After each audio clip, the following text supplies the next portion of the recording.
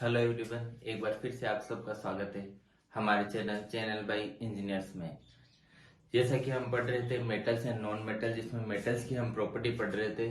आज हम पढ़ेंगे मेटल्स यदि वाटर के साथ रिएक्ट करता है तो क्या क्या रिएक्शंस होती है। सबसे पहले हम देखते हैं कि मेटल जब हम वाटर के साथ रिएक्ट करता है तो क्या बनाता है, metal oxide plus hydrogen.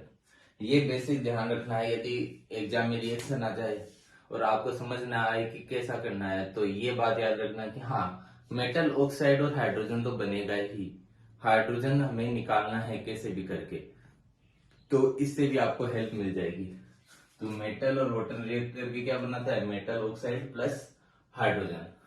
Metal oxide और वाटर रिएक्ट करके क्या बनाते हैं, मेटल हाइड्रोक्साइड। यदि मेटल ऑक्साइड है और फिर भी वाटर मिल रहा है उसको, मेटल से मेटल ऑक्साइड बन गया, और फिर भी इसको यदि एक्सेसिव वाटर देंगे तो मेटल हाइड्रोक्साइड बन जाएगा। ठीक है।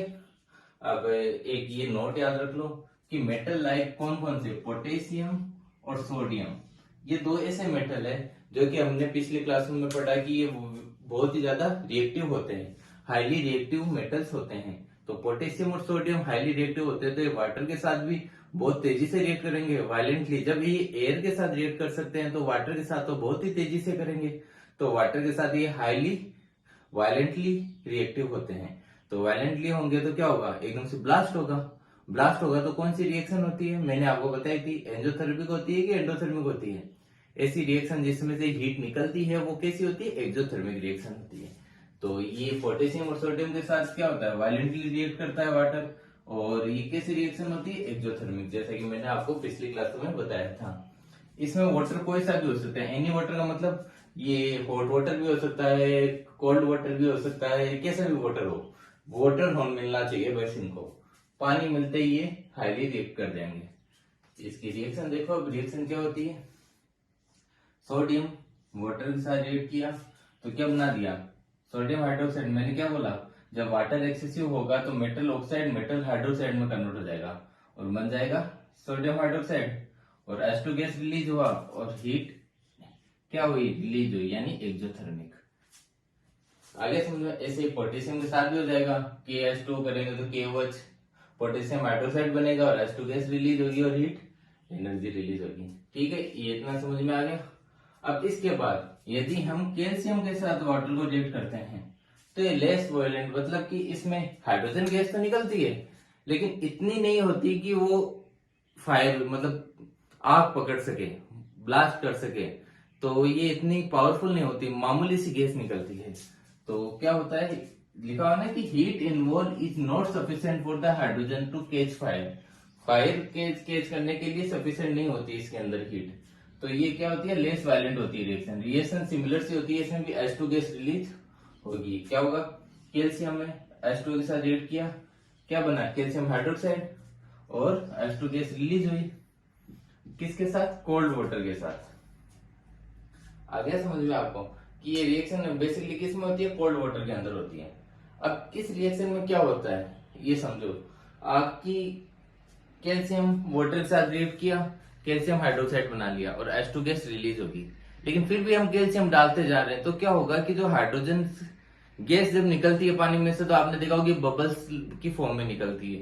तो जो बबल्स होते हैं वो उनमें कैल्शियम स्टिक हो जाता है, चिपक जाता है।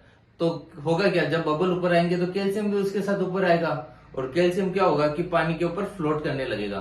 तो कैल्शियम क्या होता है, फ्लोट करने लगता है, हाइड्रोजन गैस के साथ वो स्टिक हो जाता है यानी चिपक जाता है। ये बात समझ में आई कि जब कैल्शियम के वाटर के साथ रिएक्ट कराते हैं तो कैल्शियम हाइड्रोक्साइड तो बनता ही है, लेकिन वो कैल्शियम को भी अपने साथ ऊपर ले आता है सरफेस पे। क्योंकि कैसे आता है वो सरफेस पे, क्योंकि हाइड्रोजन गैस के साथ वो स्टिक हो जाता है।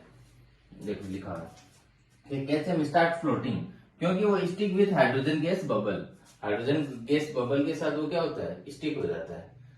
अब मैग्नीशियम के साथ रिएक्शन देखते हैं तो मैग्नीशियम क्या होता है कि है ना, कोल्ड वाटर के साथ तो रिएक्ट नहीं करता। ये आपको याद रखना पड़ेगा कि हॉट वाटर के साथ करता है कि कोल्ड वाटर के साथ करता है, तभी तो मैंने आपको सारी चीजें लिखी है। एक बार फिर से रिवीजन करोगे, गर्जन इसको दोबारा देखोगे तो आपको याद हो जाएगा कि कौन सा किसके साथ करता है। सिंपल ही है, इतना मुश्किल नहीं है।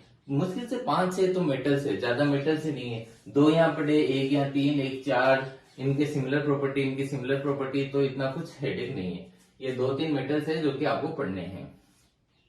तो कोल्ड वाटर के साथ रिएक्ट नहीं करता, लेकिन जब हॉट वाटर के साथ अपन मैग्नीशियम को रिएक्शन कराते हैं तो क्या बनता है भाई, मैग्नीशियम हाइड्रोजाइड और हाइड्रोजन। अपन क्या देख रहे हैं, हाइड्रोक्साइड ही बनता है और हाइड्रोजन बनता है। तो इसमें भी सेम रिएक्शन होगी। हॉट वाटर के साथ, कोल्ड वाटर के साथ तो इसने रिएक्ट किया नहीं, हॉट वाटर के साथ रिएक्ट किया और क्या बनाया, मैग्नीशियम हाइड्रोक्साइड और हाइड्रोजन। अब मैग्नीशियम हाइड्रोक्साइड बन गया है और हाइड्रोजन गैस निकली है, तो सिमिलर हाइड्रोजन गैस के साथ मैग्नीशियम भी क्या हो जाता है, स्टिक हो जाता है। तो हाइड्रोजन गैस बबल जैसे ऊपर आएंगे तो वो मैग्नीशियम को भी साथ लेके आ जाते हैं, तो मैग्नीशियम भी सरफेस पे फ्लोटिंग करने लगता है। कैल्शियम और मैग्नीशियम की रिएक्शन में क्या फर्क है, कैल्शियम की रिएक्शन तो हॉट वाटर के साथ भी हो जाती है, लेकिन जो मैग्नीशियम वाली रिएक्शन है वो केवल हॉट वाटर के साथ होती है। और दोनों में क्या होता है कि जो मेटल होता है वो सरफेस पे फ्लोट करने लगता है, यानी सरफेस पे तैरने लगता है। ये दोनों में सिमिलरिटी है, ठीक है। अब इसके बाद अपन देखते हैं जैसे मेटल लाइक कौन कौन से, एल्यूमिनियम हुए, आयरन हुए, जिंक, जो कि क्या करते हैं, वाटर के साथ रिएक्ट नहीं करते, तो हॉट वाटर के साथ करते हैं ना कोल्ड वाटर के साथ रिएक्ट करते हैं, मगर ये स्टीम के साथ रिएक्ट करते हैं। ये भी पता होना चाहिए कि कुछ मेटल्स होते हैं वो हॉट और कोल्ड वाटर के साथ रिएक्ट नहीं करते, लेकिन वो स्टीम के साथ रिएक्ट करते हैं। तो ये स्टीम के साथ क्या बनाते हैं, मेटल ऑक्साइड और हाइड्रोजन। ऐसा समझो, देखो वाटर है तो वाटर की अपने पास कमी नहीं है, एक्सेसिव भर भर के पानी है, भर भर के पानी है तो क्या होता है अपने पास, जब एक्सेसिव होगा तो मेटल हाइड्रोक्साइड बनेगा। लेकिन जब स्टीम की बारी आती है तो लिमिटेड फॉर्म में अपन को वाटर मिलता है, लिमिटेड फॉर्म में मिलेगी स्टीम, तो क्या होगा, मेटल ऑक्साइड बन जाएगा। यहाँ पर मेटल हाइड्रोक्साइड नहीं बना क्योंकि अपने पास एक्सेसिव वाटर नहीं है, ऐसा समझ लो। तो जब अपन स्टीम के साथ रिएक्ट करते हैं तो अपने पास क्या मिलता है, मेटल ऑक्साइड प्लस हाइड्रोजन। जैसे समझो रिएक्शन लिखी है मैंने एल्यूमिनियम और आयरन की। एल्यूमिनियम वाटर, वाटर देखो यहाँ पे लिखा हुआ है, मैंने इंडिकेट किया कैसा है, गैस। वाटर की मतलब स्टीम के साथ रिएक्ट करेगी तो क्या बनाएगा, एल्यूमिनियम ऑक्साइड, Al2O3 और H2 गैस रिलीज होगी। सिमिलर आयरन है 4H2O गैस, मतलब स्टीम के साथ रिएक्ट किया तो Fe3O4, आयरन ऑक्साइड। और या क्या बोल सकते हैं आयरन ऑक्साइड को, आयरन को और एक चीज क्या बोलते हैं, फेरस बोलते हैं, ये पता होगा ना, तो फेरस ऑक्साइड भी बोल सकते हैं। और H2 गैस रिलीज हुई। तो आया समझ में आपको कि जब मेटल एल्युमिनियम, आयरन, जिंक जैसे मेटल होते हैं तो ये मेटल ऑक्साइड बना लेते हैं, और ये किसके साथ रिएक्ट करते हैं, कि स्टीम के साथ, न कि ये वाटर के साथ रिएक्ट करते हैं। ये चीज आगे समझ में।